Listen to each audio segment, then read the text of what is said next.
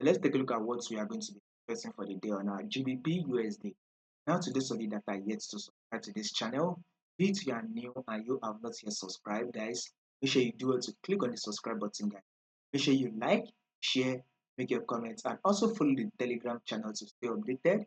I will be putting the link to the Telegram channel in the comment section. So first thing first, before we take a trade, we would want to know the trend. That is the first thing you would want to ask. What is the trend? And as you can see here, GBPUSD downtrend. We are on a downtrend. This is a market move. That's GBPUSD is. Now this is our first low that GBPUSD gave us. Then here comes the lower high. GBPUSD was able to drop again to form a new lower low, and here comes the lower high right here. Now we are anticipating for a further drop, right? That will eventually drop and out this low, right? This low, thereby giving us a new lower low. So guys, a bearish move for the day is what we should be waiting for or expecting on our GBP. Now, guys, for the day, we should be expecting GBPUSD to sell. If there will be any changes in this moment that we just said, I'll make sure I let you guys know.